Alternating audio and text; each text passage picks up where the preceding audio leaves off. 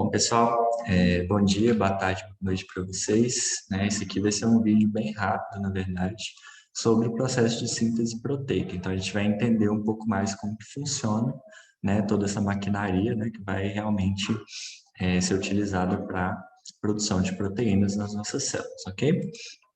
Bom, a primeira parte que a gente precisa entender, gente, é que a síntese proteica ela vai acontecer por meio de dois processos, né? Dois processos distintos, que vão acontecer um depois do outro, né? Então, o processo de transcrição e o processo de tradução, tá?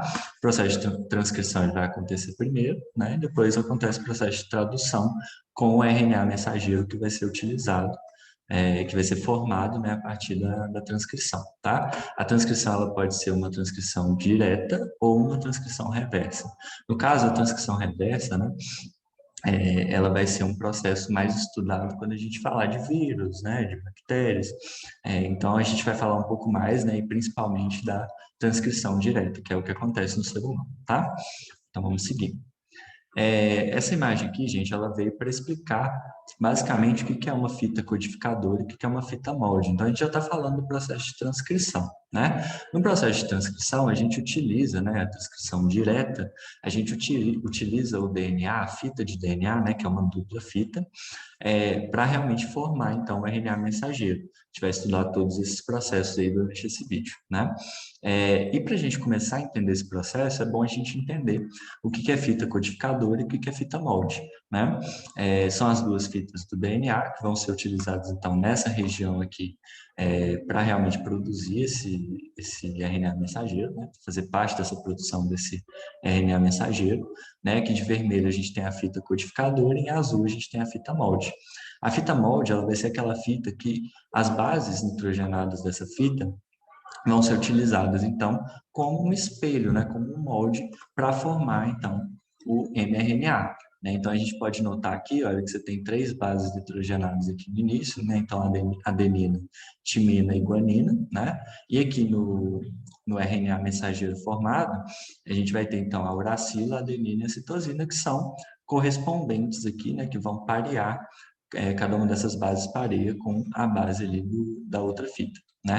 Então, a fita molde ela vai ser utilizada para isso. No caso, a fita codificadora, ela é a fita que vai ser idêntica à fita do RNA que está sendo formado, né? Então, ela não vai ser utilizada como espelho para a produção desse RNA mensageiro, né? Mas ela vai ser idêntica, por quê? Porque assim como o RNA, ele tem, então, as bases nitrogenadas pareadas com a fita molde, a fita codificadora também tem, né? Aí, com a diferença, né, de quando a gente está falando de DNA, a gente tem a timina, e quando a gente está falando de RNA, a gente tem a uracila no lugar. Essa é a única diferença entre a codificadora e o RNA mensageiro que foi formado, tá? Aqui a gente vai falar um pouco, né, sobre essa enzima, a RNA polimerase. A RNA polimerase, ela vai ser uma enzima muito importante para o processo de transcrição, né? Então, ela vai ser utilizada de três formas, né? Então, são três formas ali de RNA polimerase. A RNA polimerase 1, que é a que vai transcrever os RNAs ribossômicos, né? RNA ribossômico é aquele que é utilizado para formar o ribossomo, para compor o ribossomo, né? E a RNA polimerase 2, tipo 2, que é a principal que a gente vai estudar hoje, que a gente vai falar hoje, que é aquela utilizada para transcrição em RNA mensageiro, certo? E a 3, que é usada para transcrever o RNA transportador, tá? Então, são três tipos de RNA polimerase. A gente vai ver que a RNA polimerase é muito importante no processo de transcrição. Aqui só para a gente ver, então, como que é, né, um gene estrutural humano típico, né? Então, você tem aqui a região promotora. Aqui essa imagem, gente, é só para a gente entender mesmo a estrutura de um gene humano, né? E aí, toda vez que eu for falar aqui dessas estruturas, vocês vão lembrar dessa estrutura aqui, né? Dessa imagem aqui. Então, a gente tem a região promotora, que pode ser de três formas, né? Então, pode ser guanina-citosina, a CAT ou a Tata Box, né? Então, tudo que a gente fala aqui, né? Principalmente a Tata Box, né? Que é a mais conhecida, Tata Box é uma região promotora. É na região promotora que vai começar, então, o processo de transcrição, a gente vai ver mais para frente, tá? Então, é importante a gente saber o que é isso daqui, o que é região promotora.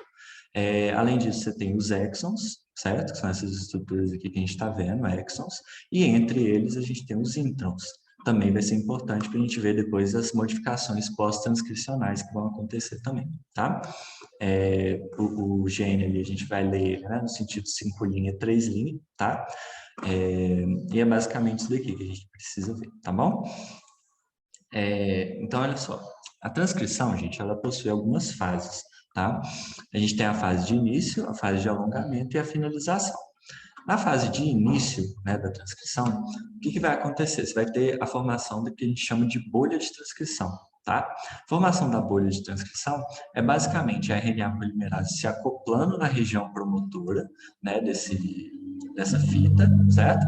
E aí, quando ela se acopla na região promotora da fita, ela começa, então, a dividir, né, a dupla fita do DNA. Essa dupla fita do DNA se divide e solta, né? Então, solta a fita molde, tá? Para começar, então, a transcrição ali do RNA mensageiro, né? A passagem ali dos nucleotídeos naquela região, tá? No caso, então, essa região onde está acontecendo o DNA, ele está soltando, né, a dupla fita, né, então ele vai desenrolar a dupla fita, nessa região a gente chama de bolha de transcrição, tá? Então esse aqui seria o início do processo de transcrição. Depois disso, tem a fase que a gente chama de alongamento. Alongamento, geralmente, é o nome que a gente dá para o momento em que está ocorrendo a formação do RNA mensageiro, então a gente consegue perceber aqui que está formando, então, algumas fitas já, né, o RNA mensageiro já está sendo formado, cerca de 2 a 9 nucleotídeos, tá? Nesse RNA aqui. Então, você já tem um início de formação. E a gente fala alongamento porque é o momento em que a RNA polimerase tipo 2, ela começa, então, a caminhar no sentido de 5 linha, 3 linha, né? Nessa fita aqui, para frente, né? Nesse lugar aqui, onde ela está pareando ali o RNA que está sendo formado com a fita molde, né, ou seja, a bolha de transcrição. Para trás, você tem então o enovelamento, né, novamente desse DNA, a fita codificadora pareia com a fita molde e elas vão enovelando novamente, né, atrás aqui da bolha de transcrição. Então, o processo de alongamento, na verdade, é o alongamento do RNA que está sendo formado, né, do RNA mensageiro que está sendo formado. Atrás disso, então, o DNA está se recompondo ali novamente, tá? É isso que acontece aí nessa fase. Depois disso, você tem o processo de finalização ou terminação, né, que também pode ser chamado disso. Essa fase de finalização, ela é uma fase na qual a RNA polimerase 2, ela chega ali na região terminal, né? E quando ela chega na região terminal, ela perde, então, o contato com o DNA, né? E também o RNA mensageiro que foi formado, ele também perde o contato com a RNA polimerase, tá? Então, ele vai ser liberado ali para fazer, então, as funções dele, né? O RNA mensageiro, depois ele vai sofrer alterações, que é o que a gente vai falar mais para frente, né? Acho que, na verdade, é agora, tá? Então, é basicamente isso, tá? O processo da transcrição, ela acontece mais ou menos dessa forma, tá bom? Aqui, gente, o splicing, né, ele é uma das modificações pós-transcricionais, né, e splicing a gente pode chamar de encadeamento também. Splicing, tem vários tipos de splicing, tá? Mas a gente não vai estudar tão a fundo esse processo por enquanto, tá? Por enquanto, é importante a gente saber que o splicing, né, o encadeamento, ele vai ser o momento no qual vão ser retirados todos os introns, né, daquela fita de RNA mensageiro, que na verdade o que foi formado é o pré-mRNA, né, o pré-RNA mensageiro. O pré-RNA mensageiro, ele possui exons e introns. Só que aí vai ocorrer o splicing, que é a retirada de todos os introns. E quando você tira todos os introns daquela fita, você vai formar, então, uma fita muito menor e muito mais funcional também, né? Porque ela vai ter apenas os exons, tá? Então, essa é uma modificação pós-transcricional. Existem outras, né? Mas a gente não vai estudar por enquanto, tá bom?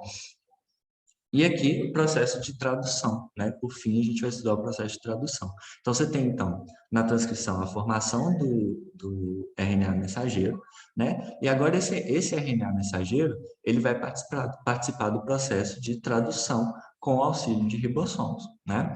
Então, o que acontece? A gente tem algumas fases aqui, né, do processo de tradução, né? Que seria o início, né, da tradução, né? O alongamento da tradução e a finalização, tá? Assim como foi com a transcrição, tá? Nessas fases, o que acontece? No início, né, da tradução, o mRNA que foi formado, né, e agora ele já é o mRNA mesmo, não é pré-mRNA, porque ele já teve ali as modificações, já aconteceu o splicing e tudo mais, né? Lembrando que isso acontece dentro do núcleo, né? O mRNA ele sai do núcleo e vai encontrar, né, ele vai de encontro ao ribossomo. O ribossomo geralmente está presente ali no retículo endoplasmático rugoso, né? E é assim que ele vai começar então o processo dele.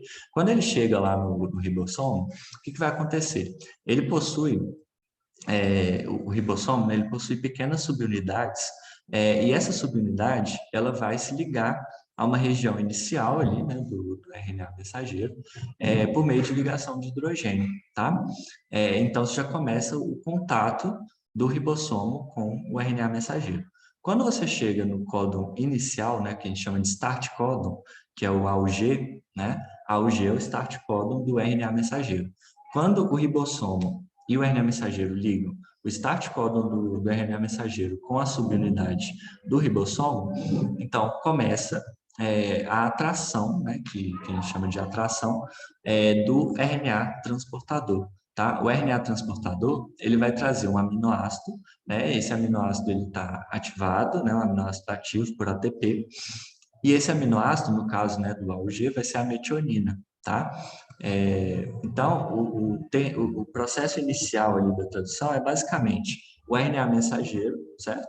Se ligando à subunidade do ribossomo. Quando ele se liga à subunidade do ribossomo com o AUG, né, que é o start codon, né, então o códon de início, né, o códon inicial, ele vai então fazer com que o RNA transportador, que tem a metionina, né, que vai pegar a metionina lá com seu anticódon, chegue então até esse ribossomo, tá? Então esse é o início do processo. Depois disso, você tem uma ligação da grande subunidade ribossômica. Então, o ribossomo ele tem duas subunidades, né? Ele tem a subunidade grande e a subunidade pequena. Depois, no processo de alongamento, né, vai se ligar, então, a ligação, vai se ligar, então, a subunidade grande, tá? Depois disso, o que acontece? O tRNA ele vai transportar, né, os aminoácidos, né? Aqui a gente consegue ver que é um P e um A, né? Essa região P é a região que vai se ligar, então, o primeiro aminoácido que vai chegar, no caso aqui a metionina, né? A região A vai ser onde vai ser ligado o aminoácido que vai se ligar ao primeiro aminoácido que se ligou lá na região P, certo? Então, é basicamente assim que acontece. Aí, cada vez que for, o processo de alongamento é basicamente isso. Você tem a metionina se ligou lá na região P, né, junto com o códon e anticódon lá do RNA transportador, certo? Nessa região. Na região A vai vir a glicina, certo? Nessa região aqui, de acordo com o códon que tem no RNA mensageiro, certo? Ele vai seguindo esses códons. E aí, quando você tem essa ligação peptídica feita, né, que eles vão fazer a ligação peptídica, aí essa região P aqui, ela vai ficar liberada. O RNA transportador que estava ligado aqui antes vai sair, né, e vai dar espaço para outro RNA transportador que vai se ligar também, olha só. Está chegando aqui a cisteína. E aí o que estava antes na região A vai para a região P, olha só, a glicina estava na região A, foi para a região P aqui embaixo, tá vendo? E a cisteína se ligou aqui. Cisteína se ligando na região A, lembra que a região A é sempre o local de ligação do novo aminoácido, né? Então, o aminoácido que está chegando agora. E aí, o que vai acontecer? A cisteína se liga na glicina por parte ali da ligação peptídica, e assim você vai formando a cadeia polipeptídica. É assim que forma a proteína a partir ali do ribossomo, né? E aí, no processo de finalização, o que acontece? Você tem um códon de finalização, né, que no caso aqui é o UGA, certo? Esse códon de finalização ele vai fazer com que as subunidades do ribossomo se soltem, né, juntamente também com a proteína. A proteína também vai se soltar e vai fazer o papel dela. Basicamente assim que acontece. Tá? Então, esse é o processo de tradução. Né? É um processo simples, assim como o processo de transcrição também, né? Especialmente da forma que a gente está vendo aqui. Mas é basicamente isso. Tá? Então, transcrição. Início, alongamento, finalização, tradução, início, alongamento, finalização. Lembrando que na transcrição tem a RNA polimerase 2 para formar o RNA mensageiro, né? E acho que essa é a principal diferença que a gente precisa ver. Lembrar aqui da região B, região A, né, aqui é onde vai se ligar, né, onde vão se ligar os RNAs transportadores com os aminoácidos, né? Lembrar que a região A é onde vai chegar, então, o novo aminoácido que vai fazer, então, a ligação peptídica aqui embaixo e formar, então, a proteína, tá? Então, basicamente, isso daqui é um processo, assim, simples de entender, né? Fácil de visualizar também, especialmente com essas imagens aqui. É, é isso, basicamente, gente. Espero que tenha ajudado vocês. Até o próximo vídeo, se inscreva no canal, dá uma curtidinha aí também que vocês me ajudam, tá bom? E é isso, até a próxima. Valeu!